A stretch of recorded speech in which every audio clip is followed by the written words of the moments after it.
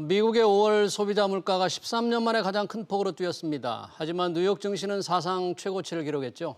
물가 상승이 일시적이라는 미 연준의 판단을 시장이 믿어준 건데요. 반면에 이주열 한국은행 총재는 완화적인 통화 정책을 적절한 시점부터 정상화해야 한다, 이렇게 언급해서 금리 인상에 멀지 않았음을 시사했습니다. 인플레에 대한 엇갈린 신호, 시장에 어떤 영향을 미칠지 짚어보겠습니다. 송재경 흥국증권 리서치센터장 나오셨습니다. 센터장 어서 오십시오. 네, 안녕하세요.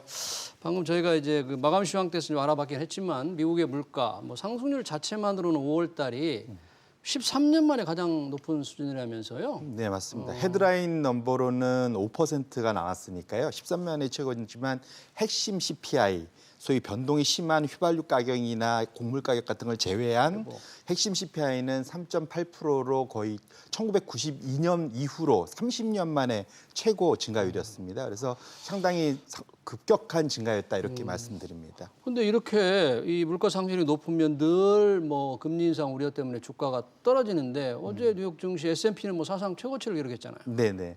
가장 크게 해석을 해야 될 거는 이 보통 인플레이션이 급격하게 나타나면 우려해서 시장 금리가 올라가야 되는데 역으로 어제 시장 금리가 내려갔습니다. 결국은 이것이 그러니까 금리가 올라가면 소위 그 주식시장에는 부담이 되는데 금리가 오히려 내려가면서 그 밸류에이션에 대한 부담을 좀 덜 느끼면서 주식시장이 상당히 좀 강보합권에 마감을 했을 수 있었다 이렇게 말씀을 드립니다. 그러니까 금리가 이렇게 내려간 것은 물가 상승 절대 수치는 엄청 높지만 이게 좀 일시적이다 이렇게 본 겁니까? 예, 연준이 지난 3, 4개월 내내 이제 주장을 해오고 있는 거고요. 적어도 채권 투자자들은 그러니까 연준의 말을 거의 100% 신뢰하고 있다라는 것을 채권 금리가 나타내주고 있는 거다. 이렇게 해석할 수 있을 것 같습니다. 그러니까 지금의 물가 상승은 일시적이고 오히려 물가 상승률이 지금 정점에 있다. 떨어질 수도 있다.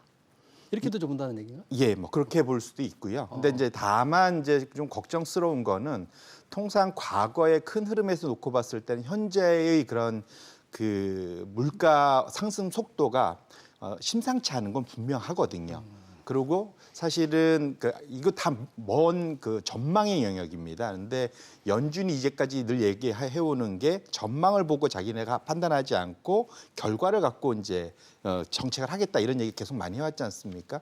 그렇게 놓고 보면 시장이 연준도 사실 어찌 보면 그 소위 일시적이라는 것도 전망이지 않습니까? 그렇게 놓고 본다면 현재 이것을 예단을 해서 채권 시장이 너무 조금은 성급하게 지금 금리 하락 쪽으로 거의 풀 베팅을 하고 있는 게 아니냐 이렇게 해석을 해야 될 것 같습니다. 채권 시장이 금리 하락 쪽으로 너무 지금 기대를 하고 있다. 네, 그렇습니다. 그러면 다음 주에 지금 연준이 FOMC를 하잖아요. 네네. 미국 시간 15, 16일. 네. 과연 지금까지의 입장을 고수하겠죠? 어떻게 예상하십니까? 그러니까 큰 흐름은 연준이 이제까지 그 연초 이후의 큰 흐름을 쭉 보면은 사이 점진적으로 조금씩 얘기를 하고 있습니다. 무슨 말이냐면 소위 이제 비둘기파 대표적으로 이제 파월 같은 제롬 파월 의장, 의장 포함해서 버나드니 몇몇 비둘기파들은 꾸준하게 안정적인 얘기를 하고 있고요. 현재의 그런 완화 정책을 유지하겠다. 채권 자산 매입도 그대로 유지하고 소위 테이퍼링 자산 매입도 현재를 테이퍼링에 대한 걱정 당분간 하지 마라. 그 다음에 이제 기준금리도 내후년 이상 아주 멀리 있다 계속 얘기해 왔습니다. 하지만 이제는 자산 매입 축소를 얘기할 때가 됐다라고 언급하는 연준의 또 다른 멤버들이 하나 둘씩 나타나고 있습니다. 파월 의장 말고 네네. 다른 연준 이사들은 테이퍼링 시점을 좀 생각해 봐야 된다 얘기하자. 네, 예. 그 사람들이 1월 달에는 예를 들면 한두 명이었으면 2월, 3월, 4월 거치면서 숫자가 늘어나고 있습니다. 결국은 이런 것들이 이번 6월 달 FOMC에서는 조금은 좀 더 강한 어조로 언급이 될 가능성이 충분히 있다. 이렇게 말씀을 드립니다. 근데 6월 FOMC가 15, 16일이니까 주목이 되는데 그런 이사들의 생각처럼 인플레가 좀 심해질 것이라고 걱정하는 네. 그런 목소리의 배경에는 뭐가 있습니까? 유가가 있습니까? 뭐가 있습니까? 가장 큰 거는 이런 것 같습니다. 사실은 이 모든 일이 벌어지게 된 가장 큰 원인이 코로나를 막으려다가 보니까 가장 역대급으로 통화를 공급했고요. 이게 2차 세계대전 이전에 가장 많이 공급을 한 상태입니다. 거기에 두 번째로는 재정 부양책을 또 엄청나게 지금 쓰고 있습니다.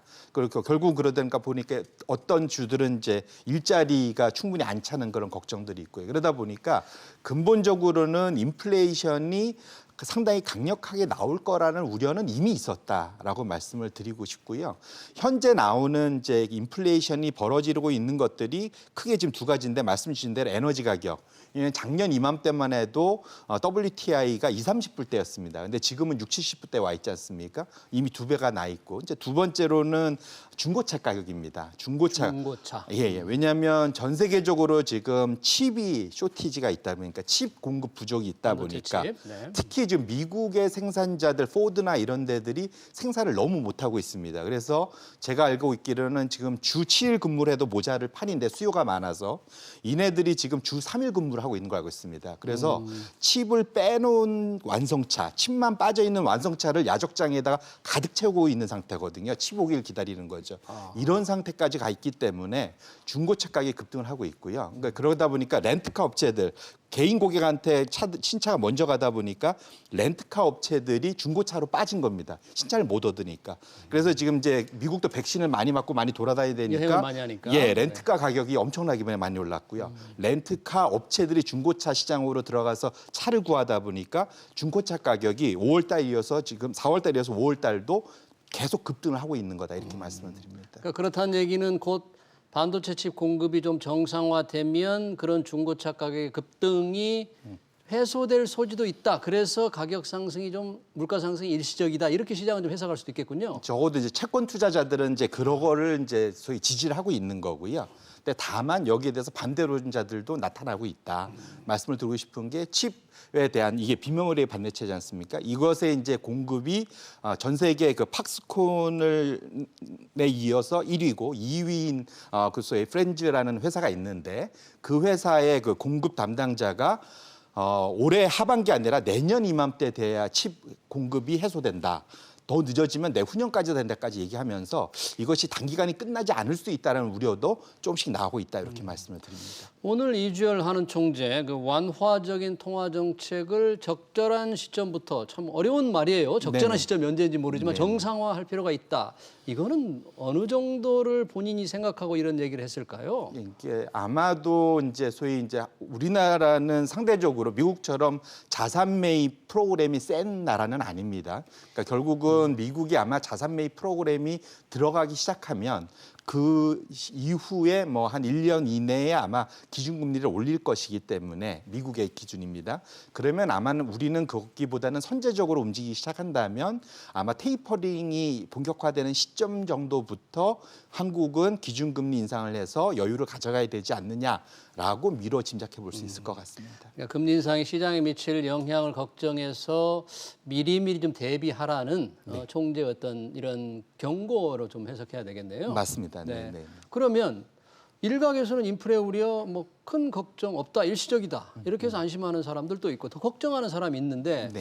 우리 주식 투자자들은 네네. 어떤 상태로 이 상황을 맞이하고 극복해야 될지 네네. 회사님 어떻게 해요? 뭐 기본적으로 이렇습니다. 지금 주식 투자자들과 채권 투자자들이 밸류에이션으로 놓고 보면 가장 최고점에서 특히 미국 기준입니다.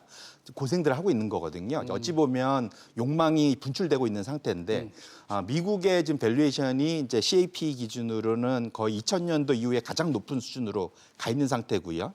채권도 금리가 낮다는 얘기는 역으로 말하면 밸류에이션이 제일 높다는 얘기입니다. 그래서 여기서 더 완화적인 거를 계속 배팅을 하고 있는 셈이 되거든요. 그래서 그렇게 놓고 보신다면 지금은 변동성이 커진다 봐야 될 것 같고 인플레이션이 지금 상황에서는 제 개인적인 평가로는 지금 채권 투자자들이 너무 극단적으로 밀어붙이고 있기 때문에 오히려 여기서 지금 인플레이션이 약화돼서 금리가 더 추가로 빠진다고 보기에는 좀 과도한 배팅이다. 이렇게 보신다면 금리가 올라가는 쪽으로 배팅을 하시는 게 더 나을 것 같고 그렇게 놓고 본다면 주식 투자자들 입장에서도 변동성에 감안해서 일정 부분 현금을 확보하시고 그다음에 그 업종도 놓고 보시면은 기술주, 성장주보다는 경기 민감주 쪽으로 여전히 좀 더 가져가시는 것이 좀 더 합리적이지 않을까 이렇게 말씀을 드립니다. 그 채권 쪽에서 본다면 지금의 이 자금 상황에 따라서 금리가 오히려 떨어지고 있는데 더 떨어지기를 기대하는 건 현실적으로 어렵다. 저는 그렇게 보고 있습니다. 네. 그리고 주식시장에서 본다면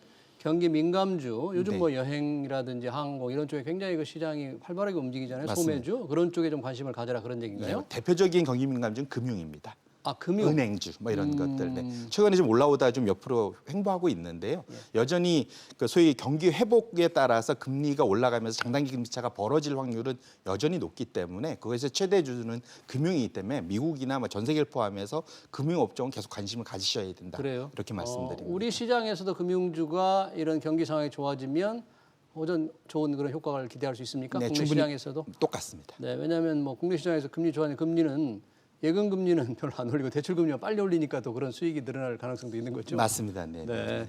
또 다른 업종 분야에서 어떤 분야에 조금 더 관심을 가질 만한 또 분야가 있겠습니까? 그러니까 지금 결국은 아까 말씀 주셨는데 여행도 가고 이러려다 보면은 가장 지금 미국에서도 활발해지고 있는 게 의류 부분입니다. 의류. 예. 의류가 지금 이제 가격이 올라가기 시작하고 밖에 있거든요. 많이 활동하니까 새 옷을 사 입는다 그런 얘기인가요? 맞습니다. 작년에는 운동복이 제일 많이 팔렸고요. 남성, 여성 정장이 제일 안 팔렸습니다.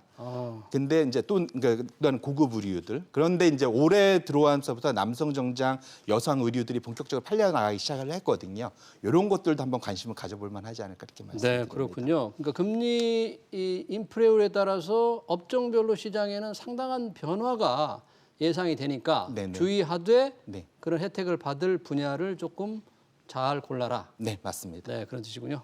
잘 알겠습니다. 시간 관계상 여기서 마치겠습니다. 지금까지 송재경 흥국증권 리서치센터장이었습니다. 고맙습니다. 고맙습니다. 네.